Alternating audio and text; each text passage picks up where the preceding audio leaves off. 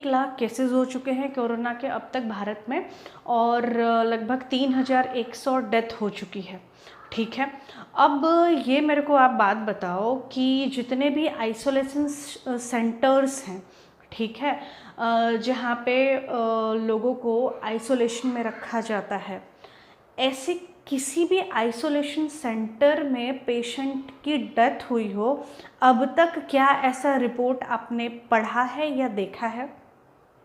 मैं अगर बड़ौदा की बात करूँ, गुजरात की बात करूँ, तो बड़ौदा में 31 मार्च तक लगभग 4500 लोगों को अलग अलग क्वारंटाइन आइसोलेशन सेंटर में रखा गया था और उसके बाद 15 दिन के बाद उन सबको छोड़ दिया गया। ठीक है, उन सबको बोला गया कि आप घर पे जा सकते हो, कोई साइन एंड सिम्टम आपके नहीं है, आप कोविड नेगेटिव हो गए हो।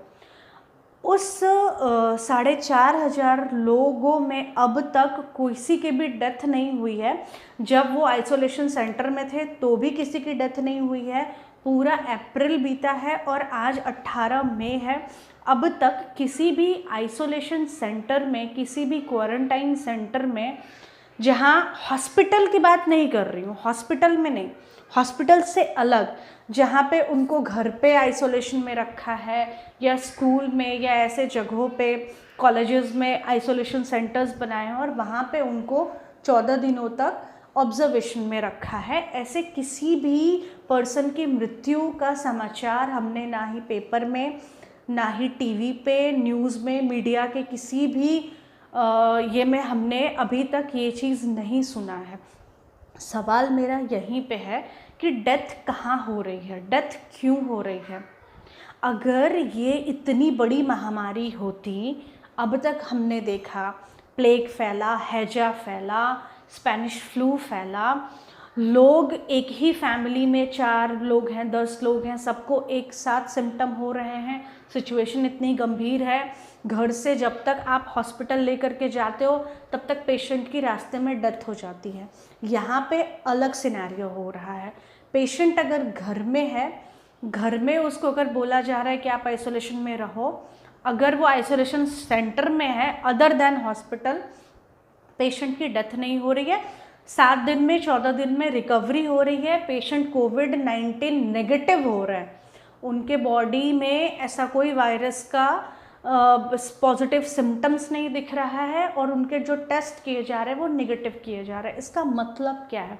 इसका मतलब है कि जिन लोगों को हॉस्पिटल में ट्रीटमेंट दी जा रही है, ऐसी ट्रीटमेंट दी जा रही है जिसकी वजह से उनकी डेथ होती है, इससे साफ साफ ये पता चल रहा है डेथ हॉस्पिटल्स में हो रही है, डेथ घर में नहीं हो रही है। ये एक बड़ी अजीब सा क्वेश्चन है इस वाली महामारी का। अब तक की जितनी भी महामारी हुआ करती थी, लोग अपने घर में उस महामारी से मरते थे, सिम्टम्स इतने सीवियर होते थे, उनको बहुत सारी प्रॉब्लम्स होती थी, बहुत सारे साइन एंड सिम्टम्स होते थे, वो घर में मरते थे और उनको हॉस्पिटल ले जाया जाता था, वहाँ पे वो ठीक होते थे। यहाँ उल्टा हो रहा है, यहाँ आप घर में ही ठीक हो रहे हो और जब आप हॉस्पिटल में चले जाते हो तो वहाँ पे जो डेथ के नंबर्स हैं वो तो यही दिखा रहे हैं कि अब तक 3100 जो लोग मरे हैं वो घर में नहीं मरे हैं, वो आइसोलेशन सेंटर्स में नहीं मरे हैं, वो सिर्फ और सिर्फ हॉस्पिटल्स में मरे हैं, जिनके ऊपर HCQ मलेरिया की दवाई, जिनके ऊपर HIV की दवाई, जिनके ऊपर रेमडेसिविर, जिनके ऊपर XYZ भांत भांत के प्रयोग उनके ऊपर हो रहे हैं, उनकी बॉडी उन दवाइयों को नहीं संभाल पा रही है, उनकी डेथ हो रही है।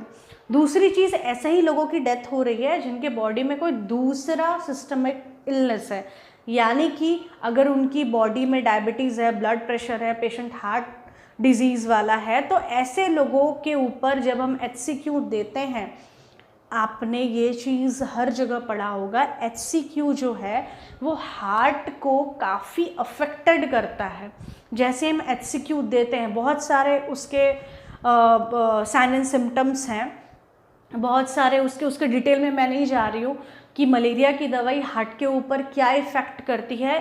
सिंपल भाषा में अगर हम बोलें तो हार्ट के एक्शन को डिप्रेस करती है, हार्ट सही तरीके से काम नहीं कर पाता है। जब हम बिना मलेरिया हुए किसी पर्सन को जब हम मलेरिया की दवाई देते हैं, और ज़्यादा कॉम्प्लिकेशंस तब होते हैं जब कोई पेशेंट डायबिटीज़ का मरीज़ है, जब कोई पेशेंट हार्ट का मरीज़ है, जब कोई पेशेंट ब्लड प्रेशर का मरीज़ है, ठीक है। तो इस तरह के जो सिस्टमेटिक इलनेस है उसमें जब हम इस तरह की दवाई देते हैं, जबकि एलोपैथी में शुरुआत से ये बोला जा रहा है कि इसकी कोई दवाई नहीं है, ठीक है, फिर भी अपने हिसाब से हर हॉस्पिटल में अपने हिसाब से, कुछ हॉस्पिटल में तो स्टीरॉयड भी दिया जा रहा है।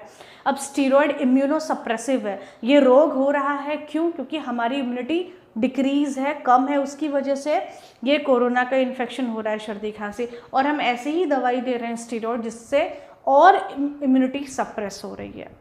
तो बस इतना सा ही सवाल है, ये डर हटाइए अपने दिमाग से, घर पे आप रहिए। सबसे बड़ा जो सैनिटाइज़र है वो है धूप, सनलाइट और फ्रेश हवा, ठीक है। हर दिन सुबह में आप 20 मिनट 25 मिनट सनलाइट लीजिए। घर के बड़े बुजुर्ग बच्चे सभी लोग टेरेस पे जाइए। 6:15 बजे सूर्योदय होता है, 6:30 7 7:30 बजे तक आप सनलाइट सन बाथ ले सकते हैं। वो सबसे बड़ा सैनिटाइज़र है। प्लीज़ कृपया करके आप सब लोग ये चीज़ कीजिए, खुली हवा में रहिए, ज़्यादा से ज़्यादा खुली हवा, दरवाजे खिड़कियां बंद करके मत रहिए, वो सबसे बड़ा सैनिटाइज़र है। और ये जो डर है उसको दिमाग से निकालिए, और जो चीज़ मैंने यहाँ पे सवाल उठाया है उसके बारे में थोड़ा गंभीरता से विचार कीजिए कि मौतें कहाँ हो रही हैं। मौतें हॉस्पिटल्स में हो रही हैं, ठीक है, मौतें घर में नहीं हो रही है। डेथ किसी भी कोरोना मरीज जो आइसोलेशन में है, घर पे है या आइसोलेशन सेंटर में है, उसकी डेथ नहीं हो रही है। ये बहुत बड़ा सवाल है और ये बहुत बड़ा इशू है, इसकी बहुत ही गंभीरता से जांच होनी चाहिए, ठीक है। इसलिए डर भगाइए। सबसे पहले ये जो डर दिमाग में लगा के रखा है ना, इस डर को भगाइए। और ये जो कॉन्स्पिरेसी हो रही है ना, ये जो षड्यंत्र है, उस षड्यंत्र को समझिए। सरकार के भरोसे में मत रहिए, आपको समझना पड़ेगा, कॉमन लोगों को समझना पड़ेगा, उनको अपने स्वास्थ्य की जिम्मेदारी लेनी पड़ेगी। आप सब चीज़ सरकार के भरोसे नहीं डाल सकते, ठीक है। और ये सवाल के बारे में आप भी ज़रूर सोचिए, आप भी जानकारी लीजिए, आपको भी समझ में आएगा। अगर डेली पेपर पढ़ते हैं तो आपको ये षड्यंत्र समझ में आ जाएगा कि क्या षड्यंत्र हो रहा है हमारे देश में, हमारे देशवासियों के ऊपर। बस मैं अभी इतना ही बोल के ये वीडियो ख़त्म करती हूँ। नमस्कार।